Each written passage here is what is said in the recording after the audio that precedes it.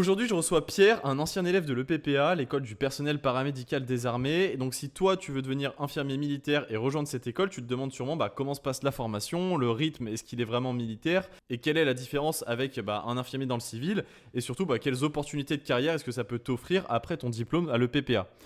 En bref, Pierre va nous raconter son parcours, ses expériences et il va te donner une vision réaliste de ce qui t'attend vraiment si tu intègres le PPA l'année prochaine. Pierre, présente-toi, d'où est-ce que tu viens, comment est-ce que tu en es arrivé à faire le PPA. Moi, j'ai choisi d'intégrer majoritairement le PPA parce que j'ai toujours voulu prendre soin des gens et les valeurs de l'armée et tout ce qu'ils sont prêts à vous inculquer, c'était quelque chose qui me faisait un petit peu rêver, et je pense comme pas mal d'entre vous. Et du coup, j'ai décidé de me lancer dans cette aventure-là. J'ai passé le concours, j'ai intégré le PPA, j'ai fait mes 3 ans et j'en suis sorti maintenant. Et qu'est-ce qui te motivait, on va dire, dans les valeurs que représentait le PPA et le cadre militaire. Alors, en fait, moi, faut savoir que j'ai connu le PPA par le biais de ma tante.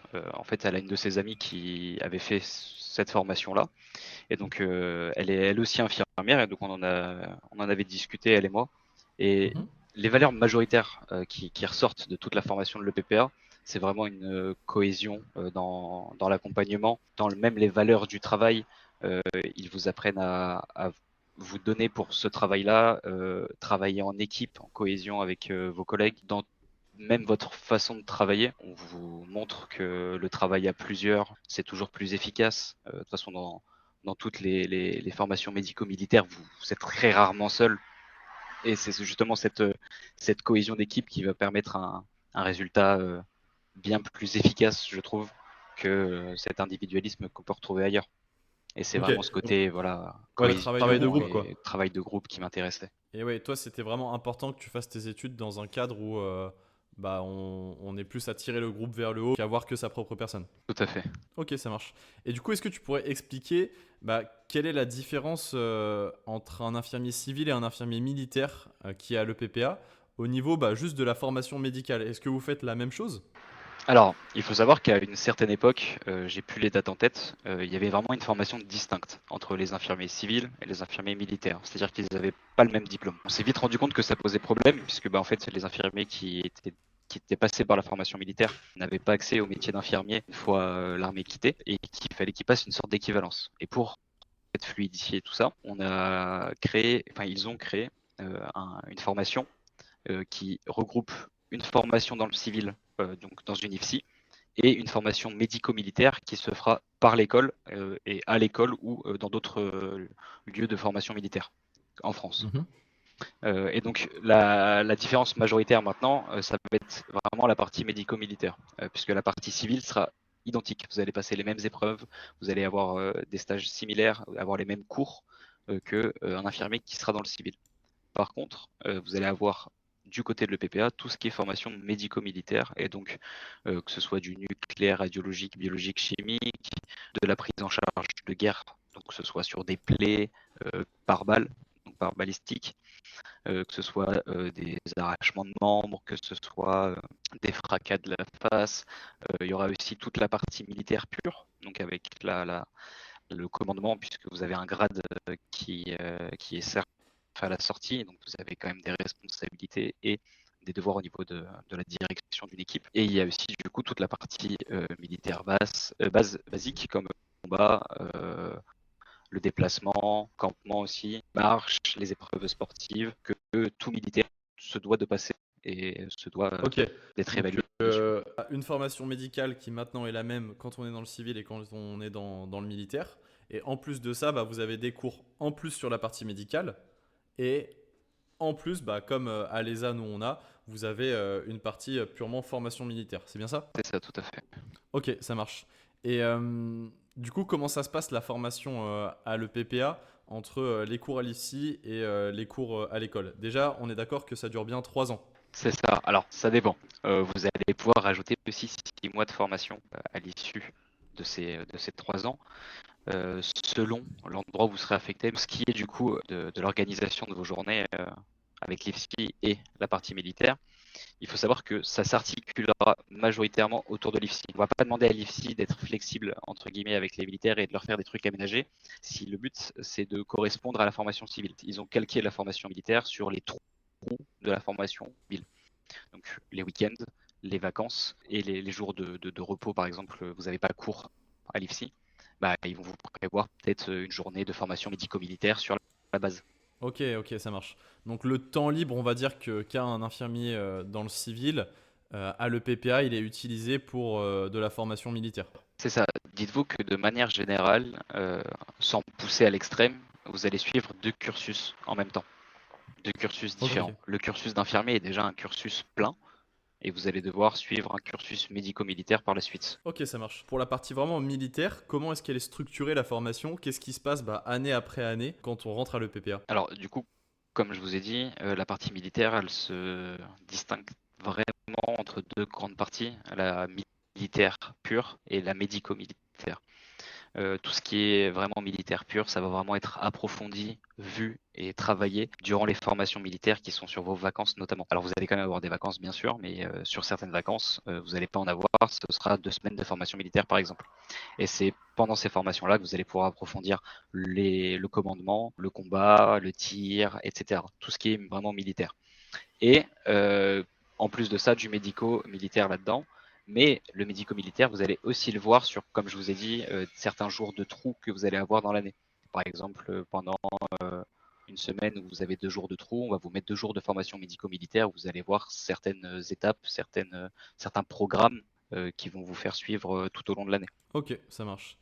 Et du coup, tu parlais de compétences militaires que toi, tu as appris vraiment durant les formations purement militaires. J'ai beaucoup de gens qui demandent est-ce qu'on on pratique le tir quand on est soignant militaire? Est-ce que c'est le cas à l'EPPA? Alors, pour ce qui est du tir, ça va dépendre de deux choses. Dans tous les cas, vous allez tirer en formation militaire, ça c'est une évidence.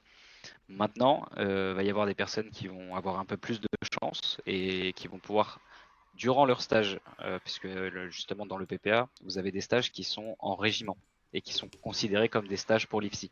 Donc au lieu d'aller à l'hôpital dans un service particulier, vous allez vous retrouver en régiment. Pour parler pour ma part, par exemple, j'ai déjà tiré à la grenade en stage, mais ce n'est pas inclus, par exemple, dans la formation à l'EPPA.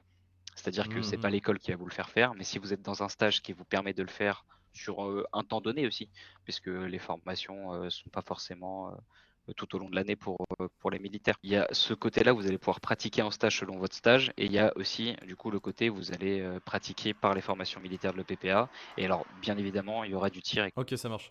Donc si je comprends bien, tu as d'un côté les formations militaires qui sont proposées par le PPA où il y a du tir pour tout le monde et à la place des stages que un infirmier dans le civil doit faire à l'hôpital, par exemple dans un service de psychiatrie, vous avez l'opportunité de faire des stages en régiment. Et dans ces stages en régiment, si tu tombes au bon moment, au bon endroit, et bien si les militaires du régiment doivent se former au tir à la grenade, toi tu feras la formation avec eux.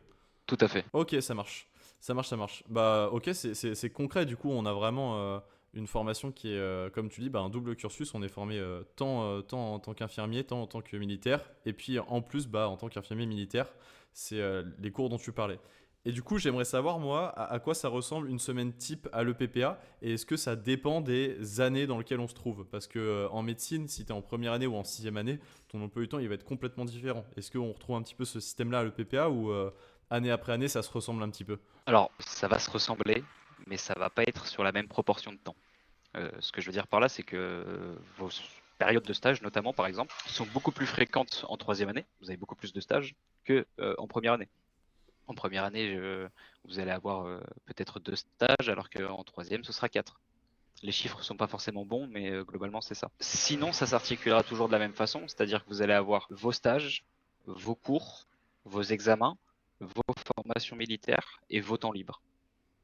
Ça s'articulera toujours de cette façon. Après, il faut savoir une chose, c'est que l'été, vous allez avoir le droit, sur une sorte de concours inter-école, de vous inscrire à des formations particulières. Et donc ça peut un peu chambouler, on va dire, votre année, dans le sens où vous avez la Guyane notamment, vous avez aussi le saut en parachute qui est disponible. Et c'est des formations, ça, auxquelles vous avez accès à la fin d'année sur le mois de juillet. Ok, donc il y a toute l'année où il faut jongler entre les stages à l'hôpital, les stages militaires, les journées à l'IFSI, et puis les journées de formation.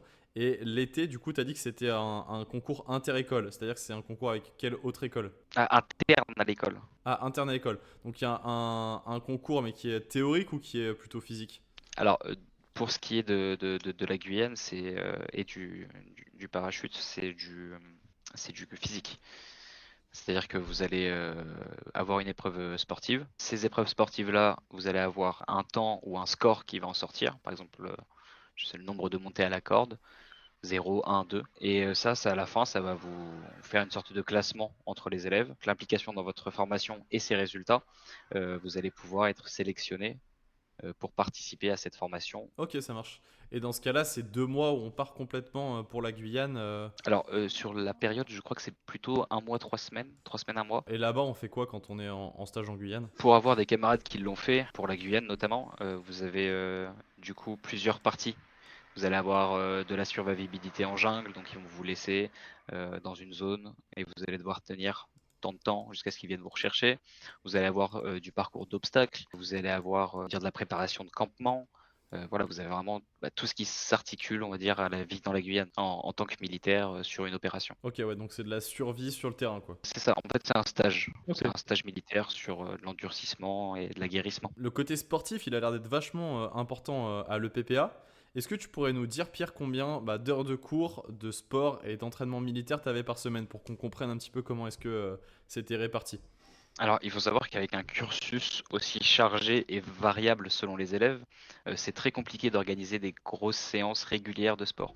Donc, il y en avait une par section obligatoire par semaine. Maintenant, sur vos temps libres et sur même certains temps de travail, puisqu'en fait, vous êtes considéré comme au travail du matin au soir, et le temps libre, c'est ce qu'il y a après.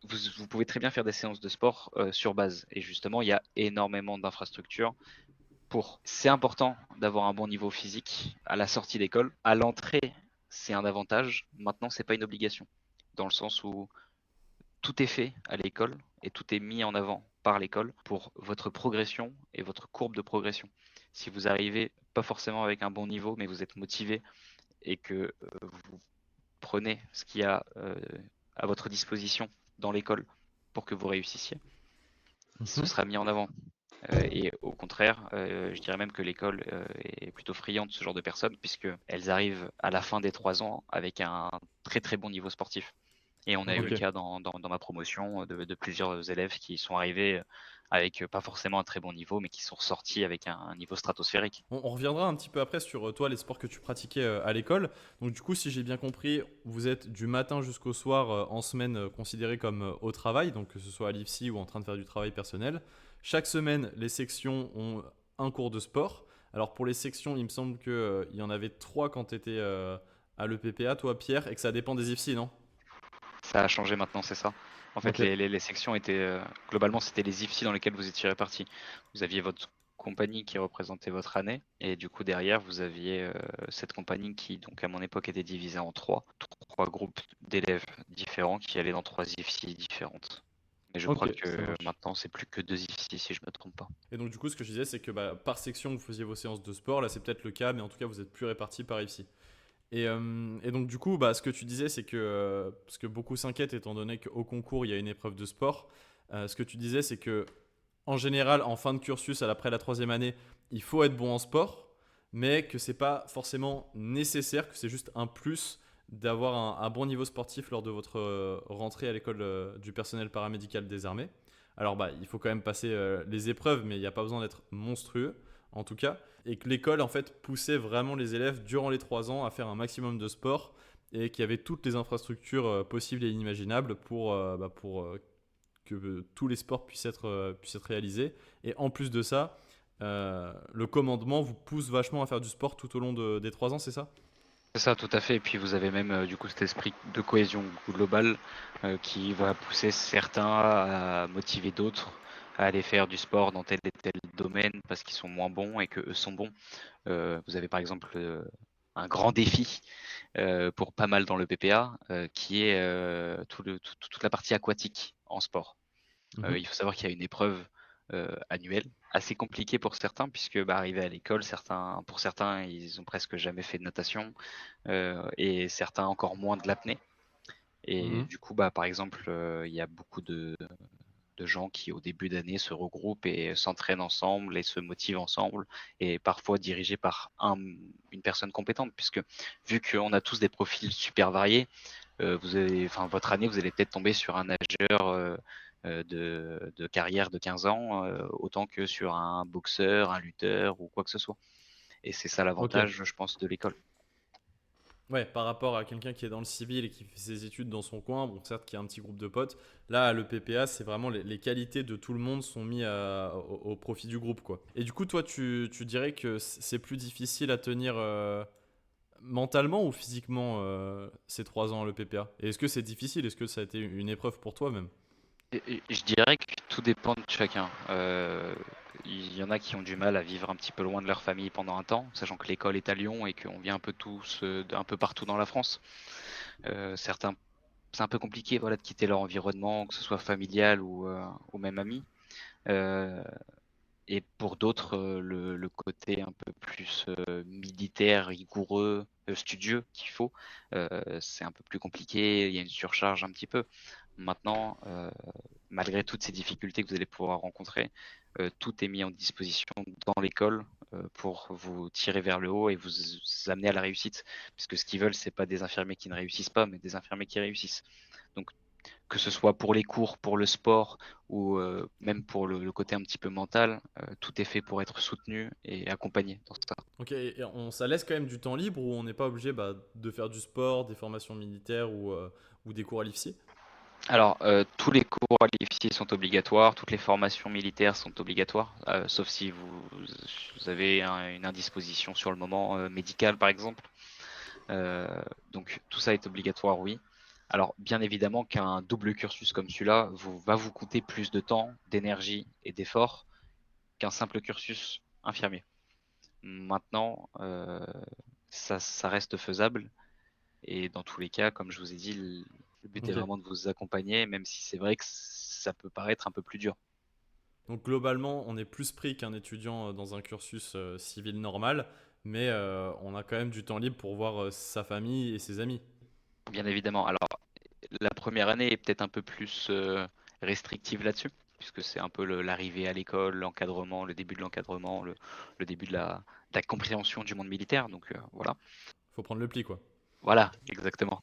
Maintenant, avec les années, ça se splie, et puis vous avez quand même le droit ce qu'on appelle des permissions de week-end, etc. Où vous allez pouvoir rentrer et quitter la base sans questionnement. Tu dirais que elle est comment l'ambiance entre les élèves à l'EPPA au sein déjà d'une promotion par exemple? Bah, je dirais que comme dans tout milieu où des humains vivent en communauté et en quantité, il y aura des différends entre vous. On ne peut pas s'entendre avec tout le monde et on ne peut pas être aimé par tout le monde non plus. Maintenant, il y a vraiment une chose qui ressort, c'est cet esprit de cohésion.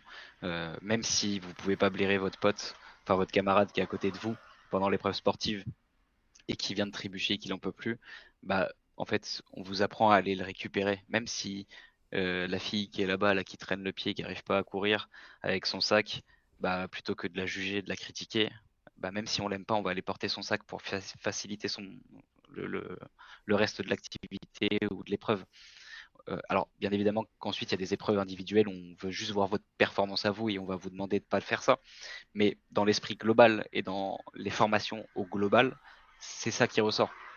Même si Ok. vous aimez pas la personne, vous allez l'aider parce qu'en fait, c'est votre camarade, c'est celui avec qui vous allez partir. Par rapport à des études dans le civil où on a les amitiés qui sont les amitiés que tout le monde connaît, là on va avoir la même chose à l'EPPA, peut-être un peu plus fort parce qu'on vit forcément des épreuves plus difficiles que dans le civil, mais en plus de ça, les gens avec lesquels on s'entend moins, eh bien l'esprit de cohésion passe en priorité par rapport aux différends qu'on peut avoir avec d'autres élèves. C'est ça, et Ok. ça se reflète même du coup dans le, comment ça s'appelle, le, la prise le choix de poste, pardon, à Ok. la fin des 3 ans.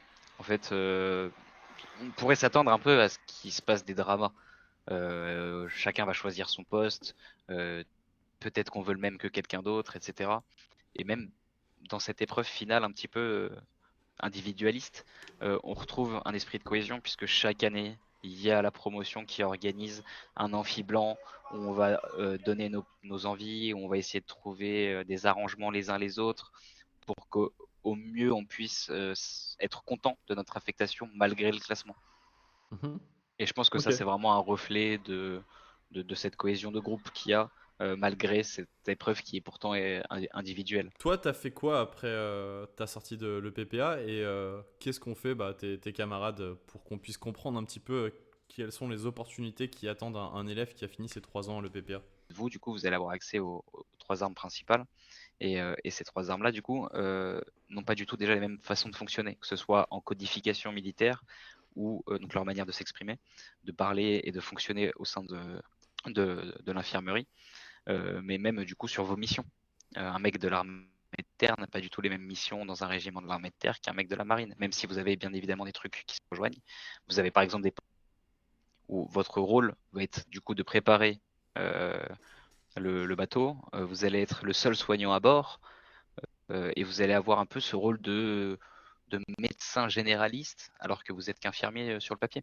Mais vous avez à avoir toute une formation complémentaire arrivée en prise de poste pour vous apprendre à diagnostiquer, repérer certaines choses, les traiter, même le droit de prescription.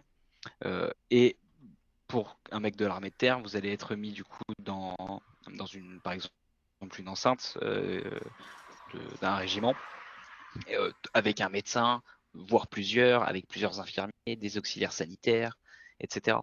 Et donc il y a vraiment beaucoup de possibilités. Et si ça vous intéresse, n'hésitez pas à poser des questions là-dessus. Parce que même pareil, si vous avez un peu décroché du monde vraiment militaire, vous avez même des opportunités comme les achis qui sont en fait au global des hôpitaux, globalement. Ok. Votre mission maintenant au quotidien, c'est celle d'un infirmier civil. Vous allez arriver dans un service et vous allez prendre en charge des patients euh, comme un infirmier standard. Mhm. Maintenant, qu'est-ce qui va changer sur le papier en Achia? C'est que déjà, vous avez l'opportunité de partir en mission. Derrière, ça nécessite certaines choses. Un maintien des connaissances en sauvetage au combat, etc. Un maintien des conditions physiques aussi, ce qu'a pas forcément du coup un infirmier dans le civil. Et tout autant les petites cérémonies, etc. de votre hôpital, Ok. selon les jours de l'année ou les événements qui ont pu se passer. Ok. Mais du coup, spécifiquement dans les grands brûlés, toi, t'étais face à quel genre de patient? Explique un petit peu, parce que pour la plupart des gens, c'est pas très clair. Un hôpital militaire, c'est un hôpital qui prend en charge en priorité les patients militaires. C'est un hôpital qui est dédié pour les militaires, malgré le fait que bien évidemment on prend des civils en charge et pas qu'un peu. Ok. C'est même Donc, majoritairement ce qu'on prend en ok. charge. Donc, L'armée ne ok. représente pas du tout la majorité de nos patients. Et du coup, toi, dans le service des grands brûlés, un petit peu pour le côté médical, c'est des gens qui sont brûlés et à qui on vient appliquer des soins, des greffes de peau, etc. Une prise en charge particulière, donc des pansements particuliers, et par la suite, très très souvent des greffes de peau, pour pas Ok, dire dans la ça majorité marche. des cas. Et toi, tes camarades de promotion, ils sont allés faire quoi, par exemple, après le PPA? J'ai une amie, par exemple, qui est partie en Outre-mer. Donc ça veut dire que pendant 2 ans, vous êtes en Outre-mer et que vous Les pieds êtes... dans le sable. Alors non, vous avez quand même votre mission au quotidien d'infirmier militaire, bien évidemment, mais sur votre temps libre, vous avez les pieds dans le sable, Ok. effectivement. Et vous êtes logé, nourri, blanchi. Toi, c'était un des points qui t'attirait quand on t'a présenté le PPA, le fait d'être payé, logé, nourri et blanchi? Moi, pas spécialement, mais je sais que c'est quand même le cas de certains, surtout dans le monde dans lequel on vit. Quand on est seul à l'heure actuelle, si on veut vivre convenablement, c'est un peu compliqué quand même. Voilà. Si on devait se loger à Lyon et faire nos études, payer nos études à côté, c'est vrai que ça pourrait être un frein pour certaines familles Mhm. et je le comprends. Mhm. Maintenant, chacun trouve ses motivations où il veut, bien sûr. Les élèves, justement, ils viennent de profils très différents à l'EPPA ou c'est que des élèves qui viennent de bac S, de bac ST2S comment ça se passe? C'est vraiment dépendant de votre promotion. La promotion au-dessus, enfin une des promotions au-dessus de nous, euh, avait un pourcentage de filles beaucoup plus élevé que nous. D'autres ont un pourcentage de bac S plus élevé que d'autres. Maintenant, vous avez vraiment de tout, Ok. mais vraiment de tout. Moi, on avait même des bacs L, des bacs pro. On a tout, Ouais. littéralement tout. Peu importe là votre profil, vous qui regardez la vidéo, il faut juste passer le concours et ensuite il n'y a pas de frein pour rentrer à l'EPPA. Non, vous allez avoir des facilités si vous avez fait certaines études ou certaines spécificités avant, bien évidemment. Mais la formation est à portée de tout le monde et est faite pour être accessible à tout le monde. Une des grosses particularités de l'école du personnel paramédical des armées par rapport par exemple à l'ESA, c'est que bah il y a deux types d'élèves quand on est à l'EPPA. Il y a les élèves qui viennent en post-bac et donc du coup qui ont fait un bac S, un bac ST2S, un bac pro, mais il y a aussi les militaires de carrière qui viennent compléter leur formation. Est-ce que tu pourrais expliquer un petit peu bah, cet aspect-là, Pierre, et puis bah, qu'on comprenne quelles sont les relations entre les militaires de carrière à l'EPPA et les militaires qui sont en post-bac? On peut faire la différence entre deux types, on va dire, de militaires de carrière. Vous allez avoir, comme je l'ai dit précédemment, la brigade des sapeurs-pompiers de Paris et les légionnaires qui vont venir envoyer des mecs de chez eux à l'école pour se former en tant qu'infirmiers, qui vont donc être des élèves dans votre promotion comme vous, mais qui auront une affectation, un retour d'affectation chez eux après. Et ils sont considérés, du coup, on les appelle comme des stagiaires. C'est leur statut.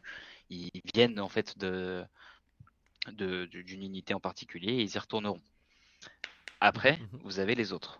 Les autres militaires de carrière, c'est des gens qui ont passé le concours.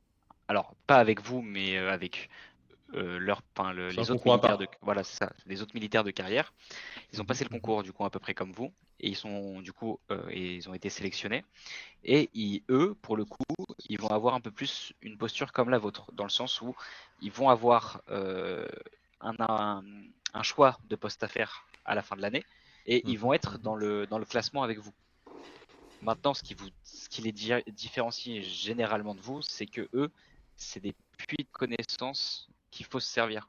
Que ce soit militairement parlant ou même médico-militairement parlant, vous allez avoir parfois des Oxanes dans votre promotion qui veulent devenir infirmiers. Mais avant, ils ont peut-être 10 ans d'auxiliaire sanitaire dans les pattes. Imaginez-vous pendant une formation, vous galérez sur la réalisation d'une prise en charge particulière, vous avez un peu paniqué, vous ne savez pas comment faire le geste ou quoi que ce soit. Dites-vous que ce genre de mec sait exactement comment le faire et l'a peut-être déjà pratiqué. Et donc c'est super important de pouvoir utiliser ce genre de ressources. Ouais, c'est des gens qui sont déjà allés sur le terrain. Et d'ailleurs, ça va faire le lien avec ma prochaine question. Est-ce qu'on peut partir en opération extérieure, en OPEX, après le diplôme qu'on reçoit à l'EPPA? Alors, bien évidemment, et c'est même encouragé, que ce soit par les élèves, entre guillemets, parce que bah, c'est une source financière intéressante et une source d'expérience intéressante, Mhm. mais aussi bah, parce que c'est un peu le cœur de votre métier et ce pourquoi vous allez vous préparer tout au long de l'année. Alors, bien évidemment que votre quotidien, ce n'est pas ça. Maintenant, c'est un peu le cadeau au bout de 2 ans ou au bout de l'année, à la fin de l'année. Voilà, partir 4 mois et pouvoir appliquer vos connaissances et appliquer toutes les valeurs que vous avez apprises pendant toutes ces années. Ouais, c'est un peu l'aboutissement des années d'études en fait. En fait, oui, voilà, enfin, moi personnellement, je le vois comme ça, c'était vraiment le résultat, l'aboutissement de tout ce que j'avais fait précédemment. Parce que vraiment, les 3 ans à l'EPPA, c'est vraiment 3 ans pour être formé à ce genre de situation, d'être en opération extérieure. Tout à fait.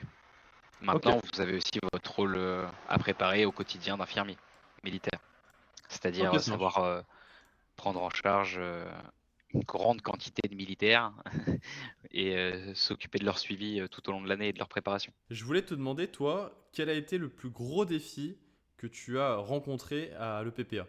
Alors moi, du coup, ne venant pas d'une famille militaire et ne connaissant pas du tout les codes de l'armée avant de rentrer, je pense que ma plus grande difficulté, ça a été ça. Ça a été la compréhension et l'apprentissage de tous les codes militaires et de toutes les différences qu'il y a entre une arme et l'autre. Que ce soit le vocabulaire à la façon de se comporter, c'était vraiment quelque chose qui m'était étranger et sur lequel j'ai un peu bugué à l'entrée, quoi. Mais tout pareil, encore une fois, tout est fait pour vous expliquer, vous apprendre. Les formations militaires sont là pour ça. Marcher au pas, chanter en cohésion, ça se sait pas forcément à part si vous avez fait de la chorale, quoi. Et justement, d'ailleurs, il y a même des élèves qui ont fait de la chorale qui pourront vous aider pour tout ça. Enfin, je veux dire, voilà, il y a vraiment des ressources dans tous les sens. Donc il n'y a pas besoin d'avoir été dans une famille militaire pour intégrer le PPA. Pas du tout, pas du tout. Après, plus vous allez vous intéresser personnellement et vous rendre acteur de votre formation, plus ça se passera mieux.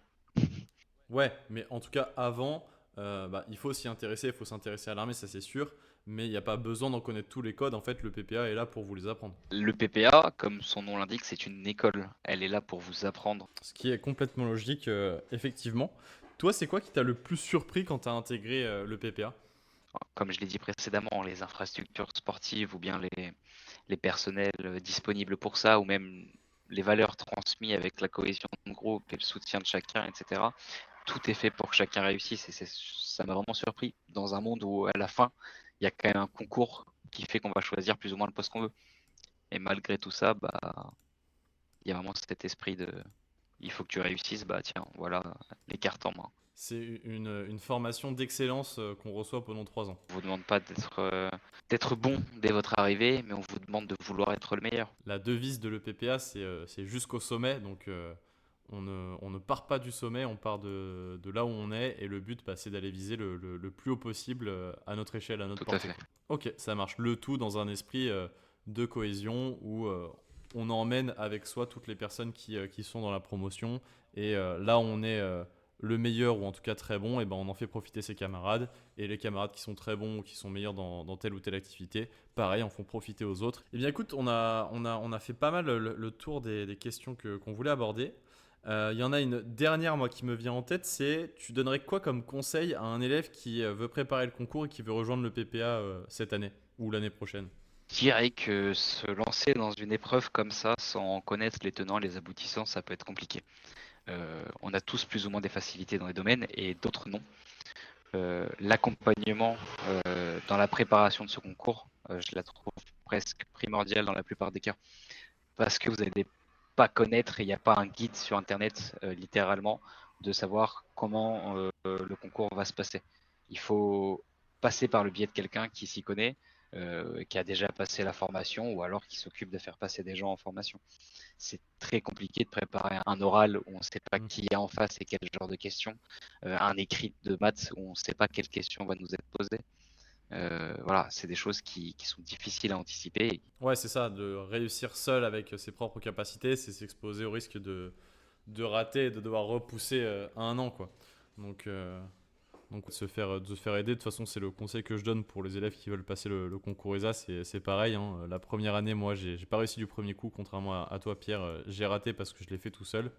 Et la seconde tentative, je me suis fait aider, on m'a accompagné, et donc ça s'est beaucoup mieux passé. Bref, merci pour les conseils et pour ces réponses aux questions.